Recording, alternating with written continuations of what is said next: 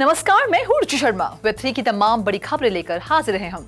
Casio दुनिया की प्रमुख प्रीमियर वॉच ब्रांड्स में से एक star zero knowledge Ethereum virtual machine के सहयोग से नॉन फंजिबल टोकन्स की दौड़ में शामिल हो गया है। कैसियो वॉच एनएफटीज 1 मई को लाइव हो गई हैं। घोषणा के अनुसार इस नए विकास का लक्ष्य कैसियो की 50th एनिवर्सरी मनाना है। कैसियो के साथ महत्वपूर्ण सहयोग की घोषणा करने के लिए स्टार नेटवर्क ने भी एक्स का सहारा लिया।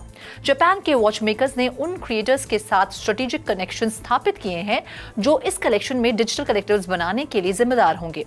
विशेष रूप से कैसियो वॉच एनएफटी कलेक्शंस में 8 पीसेस शामिल होंगे जो विभिन्न क्रिएटर्स के काम का मिश्रण प्रदर्शित करते हैं। आर्ट का हर पीस कैसियो घड़ी के एक पॉपुलर मॉडल का प्रतिनिधित्व कर देगा। बढ़ते हैं अगली खबर की ओर। जैसे ही क्रिप्टो करेंसी मार्केट में महत्वपूर्ण गिरावट आई, बिटकॉइन फरवरी के बाद से अपने सबसे निचले स्तर पर गिर गया। Ethereum based Azuki non fungible token sector में नई ऊंचाइयों पर पहुंच गया। क्रिप्टो स्लैम डेटा के अनुसार अज़ूकी की सेल्स $1.13 मिलियन तक पहुंच गई, जो इसी दिन का सबसे अधिक बिकने वाला एनएफटी कलेक्शन के रूप में चिन्हित करती है।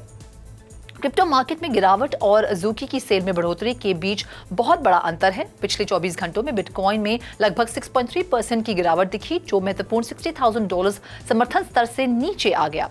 इसी तरह इथेरियम में लगभग 5% की कमी देखी गई, जो $3,000 से नीचे आ गया। साथ ही सोलाना और अवलांच जैसे अन्य प्रमुख ऑल्टकॉइंस में भी लगभग 6% की गिरावट देखी गई। कुल क्रिप्टो मार्केट कैप में $20 बिलियन से अधिक की गिरावट आई है, जो कि 20 अप्रैल से US spot bitcoin exchange traded fund से $540 मिलियन के आउटफ्लो से उजागर हुई है। 10x रिसर्च के अनुसार यूएस बिटकॉइन ETF होल्डर्स के लिए एवरेज एंट्री प्राइस लगभग $57,300 है, जो डाउन ट्रेड जारी रहने पर एक महत्वपूर्ण सपोर्ट पॉइंट के रूप में काम करता है। क्रिप्टो करेंसी मार्केट की अस्थिरता पूरे एनएफटी सेक्टर के विपरीत है। अज़ूकी $1 बिलियन से अधिक की सेल हासिल करने वाला एकमात्र कलेक्शन बनकर उभरा। इस उछाल ने अज़ूकी की कुल सेल्स वॉल्यूम को लगभग $1.12 बिलियन तक बढ़ा दिया है। इसके बाद इसे सेल्स के मामले में 8वें सबसे बड़े एनएफटी कलेक्शन के रूप में स्थान दिया गया। बाकी अहम खबरों के लिए करते हैं विशाखा का रुख। डिसेंट्रलाइज्ड फाइनेंस प्रोटोकॉल पाइक ने यूएसडीसी कॉइन में पाई गई वल्नरेबिलिटी के संबंध में अपने पिछले बयान को स्पष्ट किया है। ये स्पष्टीकरण 30 अप्रैल को प्लेटफॉर्म पर $1.6 मिलियन के एक्सप्लॉइट का अनुभव करने के बाद आया है। 1 मई को पाइक ने एक घोषणा प्रकाशित की जिसमें कहा गया है कि ये एक्सप्लॉइट यूएसडीसी पर वल्नरेबिलिटी से संबंधित था और यूएसडीसी के प्रोडक्ट की ऑफरिंग्स का नेटवर्क को हुई सिक्योरिटी चूक से कोई लेना देना नहीं था। हालांकि डीफाई प्रोटोकॉल ने तुरंत बयान वापस ले लिया, ये समझाते हुए कि जिस फेज का उन्होंने उपयोग किया था वह उस एक्सप्लॉइट का सटीक वर्णन नहीं करता था जो हुआ था। पाइक ने इस बात पर प्रकाश डाला कि यूएसडीसी इशुअर्स सर्कल द्वारा प्रदान की गई service cross chain transfer protocol के साथ ट्रांसफर्स को संभालते समय इसके कॉन्ट्रैक्ट फंक्शन में सिक्योरिटी मेजर्स में चूक के कारण एक्सप्लॉइट हुआ था। पाइक ने स्पष्ट किया कि एक्सप्लॉइट का मूल कारण सर्कल के प्रोडक्ट ऑफरिंग्स की फंक्शनैलिटी से असंबंधित है। अब बढ़ते हैं अगली खबर की ओर। वर्ल्ड कॉइन ओपनएआई के सैम ऑल्टमैन द्वारा co-founded ambitious crypto project Latin America में अपने फुटप्रिंट का विस्तार कर रही है।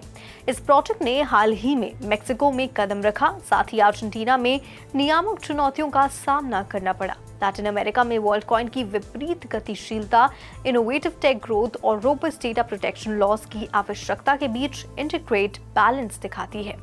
आज के डिजिटल युग में ऐसा बैलेंस हासिल करना जरूरी है। अपने ऑफिशियल एक्स अकाउंट पर सोमवार की पोस्ट में वर्ल्ड कॉइन ने घोषणा की कि वह मेक्सिको तक विस्तार कर रहा है। स्थानीय मीडिया ने बताया कि वर्ल्ड कॉइन ने मेक्सिको के 9 अलग अलग लोकेशंस में ऑपरेशन शुरू किए हैं। ये विस्तार मेक्सिको को वर्ल्ड कॉइन के लिए तीसरा सबसे बड़ा लैटिन अमेरिकन मार्केट बनाता है, जो कि यूजर एंगेजमेंट के मामले में केवल अर्जेंटीना और चिली से पीछे है। उत्साह के बावजूद लैटिन अमेरिका में वर्ल्ड कॉइन के वेंचर ने मेक्सिको में लोकल ऑफिशियल्स के बीच चिंता पैदा करती है। Over to you Roshni. Enforcement Directorate, एक इंडियन लॉ एनफोर्समेंट एजेंसी ने बाइनेंस, ज़ेप-पे और वजीरेक्स जैसे क्रिप्टो एक्सचेंज की मदद से ई-नगेट्स नामक एक ऑनलाइन स्कैम ऐप से 90 करोड़ जब्त किए। द हिंदू द्वारा प्रकाशित एक रिपोर्ट के अनुसार ऑनलाइन गेमिंग ऐप ई-नगेट में 3 क्रिप्टो एक्सचेंज में फैले 70 अलग अलग क्रिप्टो वॉलेट अकाउंट्स में $10 मिलियन की क्रिप्टो करेंसी स्टोर की थी। ईडी ने वॉलेट एड्रेसेस को ब्लॉक करने और क्रिप्टो एसेट को एजेंसी से वॉलेट में ट्रांसफर करने के लिए इन एक्सचेंजों से संपर्क किया। अपनी रिपोर्ट से ईडी ने आरोप लगाया कि ई-नगेट ऐप के कथित तौर पर खुद को गेमिंग प्लेटफॉर्म के रूप में छिपाकर कस्टमर्स को निवेश पर बड़ी रिटर्न की पेशकश की।